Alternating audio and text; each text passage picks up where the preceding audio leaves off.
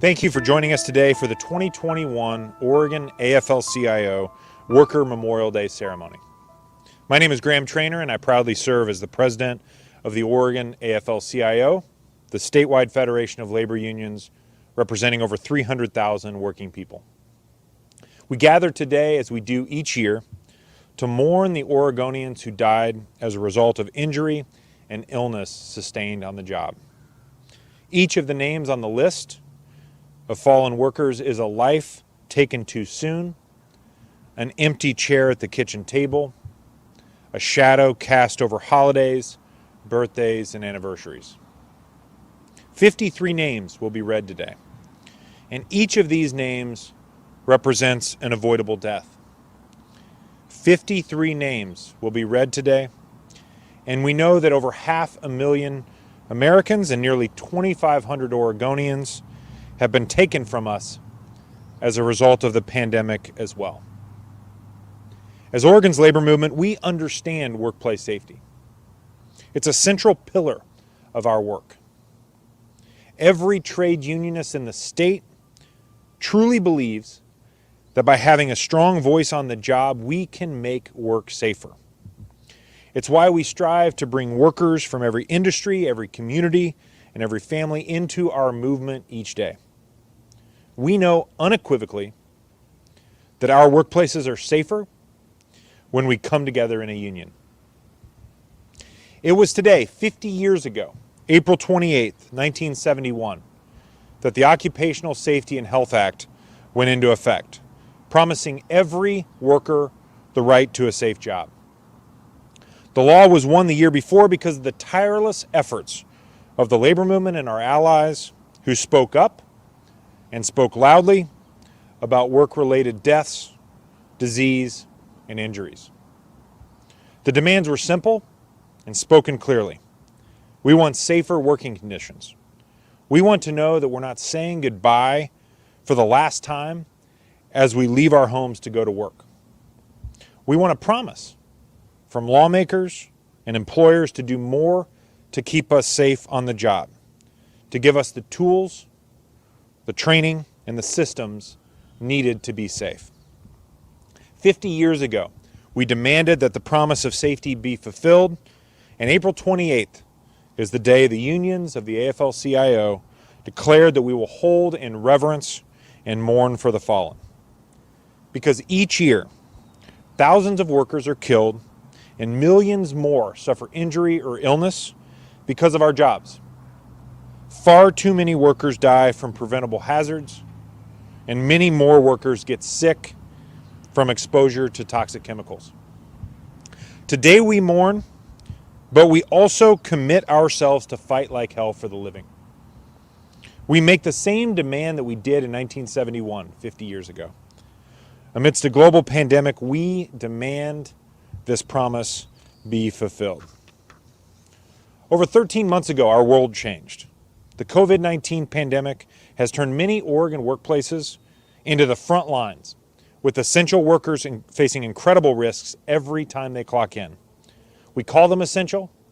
We call them heroes.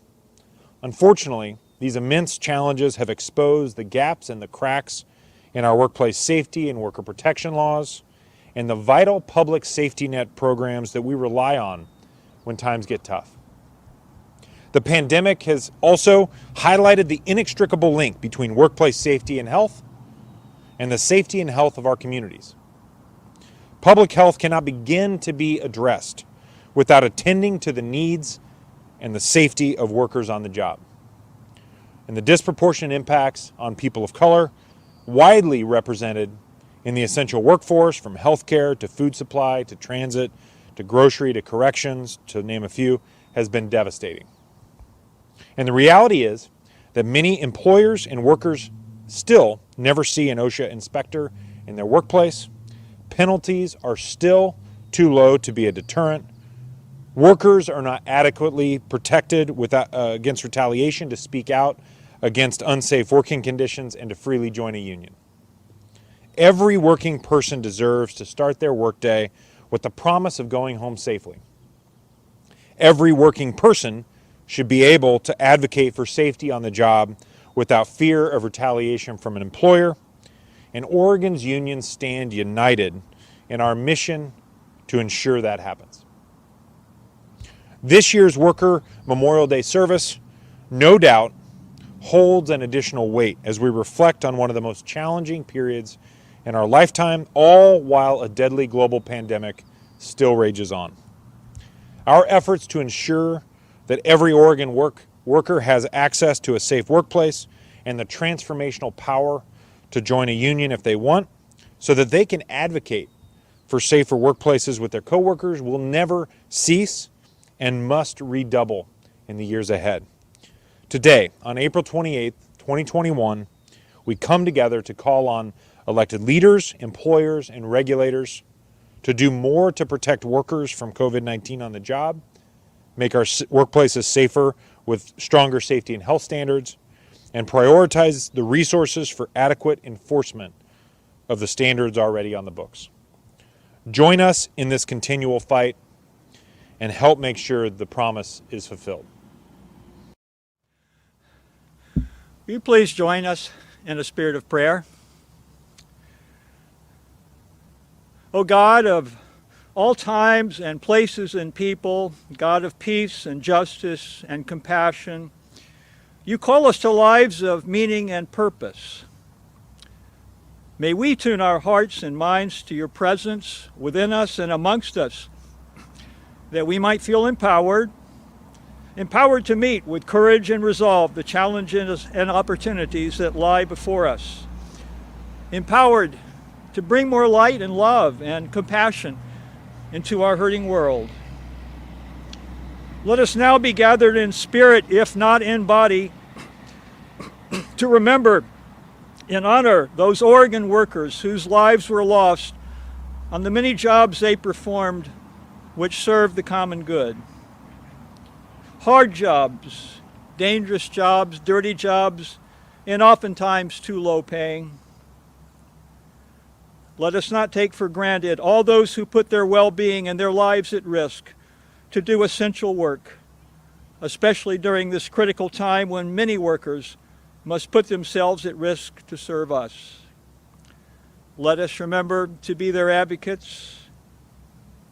Today, we are humbly and sadly mindful of those who paid the ultimate sacrifice, whose lives were tragically ended on the job, and whose families have since known shock and grief and heartbreak.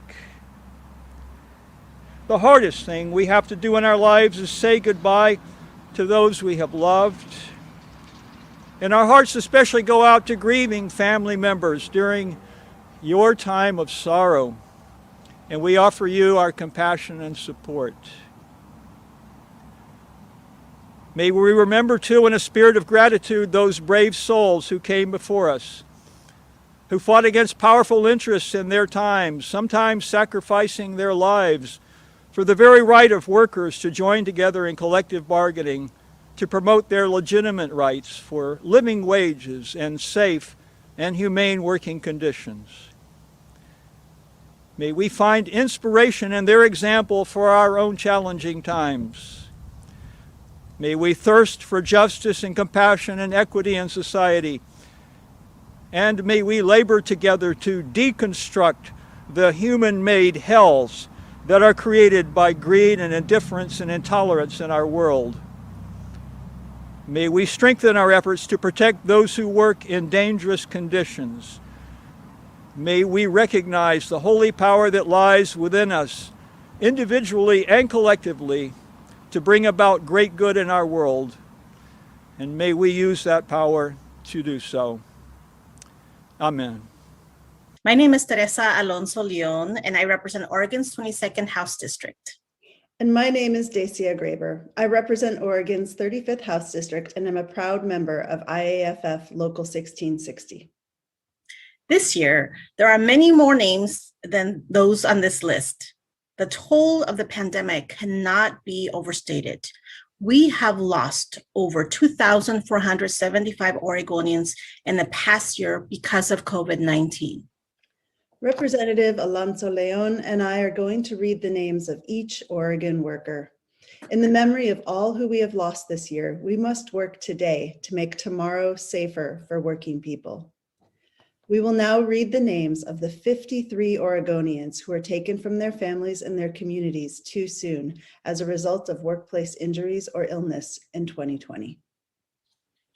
Nathaniel Acosta, Cody Anderson, Michael Arthur, James Bickers, Austin Bolton, William Calloway, Jose Canales, Danny Chambers, Alan Coleman, Edward Gondon, Christopher Copeland, Mary Beth Kerrigan, Macario Cortez, Elvis Cortez Cortez, Red Curan, Raiden Dodson, Thomas Duffy, Roberto Flores Colula, Donald Gaines, Ryan Guile, Patrick Goddard, Harry Herchenko, Sean Hoyt, Andrew Enskip, Benjamin Johnson, Diana Jones, Stephen Jorgens, Gary Camo, Thomas Kelly, Scott Kimple, Kurt Kraus, Ashley Kropf, Armando Lopez Barajas, Adolfo Lopez, Francisco Lopez Kearns, Elizabeth Martinez Cordoba, Yalder Mazariegos Lopez, Andy Miller, Ricardo Morales Avia, Luis Noda, Christopher Parks, Nadia Renkoff Adams, Christopher Rodea, Luke Seitz, Philip Sharkey, Gurjeet Singh, Stephen Smith, Jonathan Smith, Ryan Spiker, Jerome Thielander, Brian Williams, Mark Willis, and Brian Willison.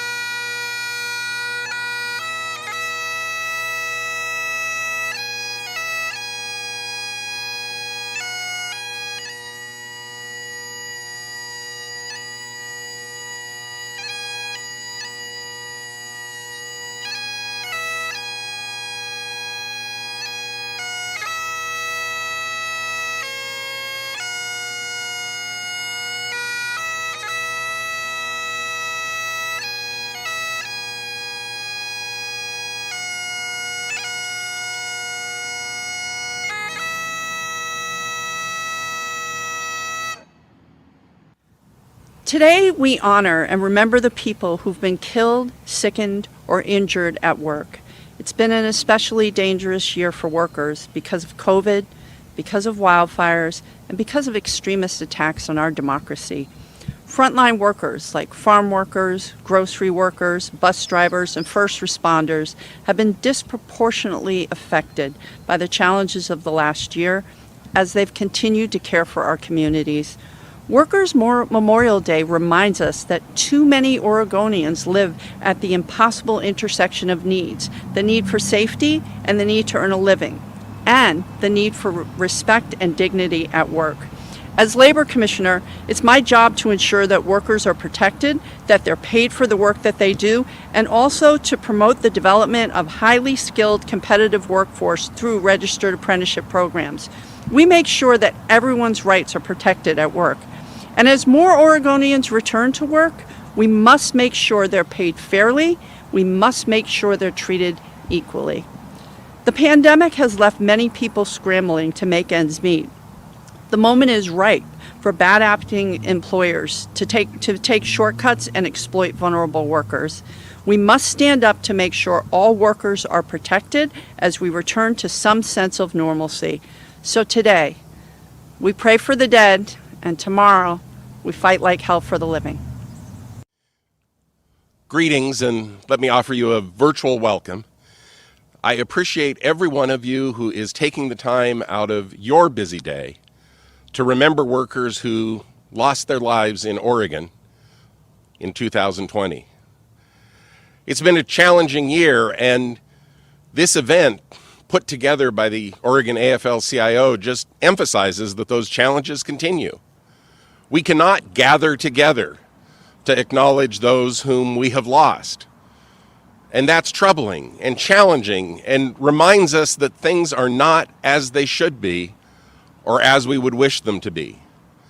But that's an important reminder in any case, because this gathering is always an acknowledgement that things are not as they should be or could be or must be. When we gather each year, we acknowledge our failures. We acknowledge those whose lives were cut short in the workplace too soon, before their story had run its full course. And that should always trouble us. It should always be a reminder that things are truly not as they should. It must be a reminder that we are not doing well enough. And with the COVID-19 pandemic, we may never know the full extent of those whose lives were lost, who lost the lives of loved ones, who faced serious illness because of workplace exposures. We must do what we can to address those, just as we must do what we can to prevent falls, prevent confined space fatalities, but also to prevent all those other diseases caused by chemicals. We lose people in the workplace whose names we know, but the pandemic reminds us that we also lose people in the workplace without ever realizing that that is what happened. So in memory of those whose names we know, in memory of those whose names we do not know, let us pause for a moment. Remember. And tomorrow, and next month, and next year, and in all the years to come until this event is no longer necessary, let's fight like hell to protect the living.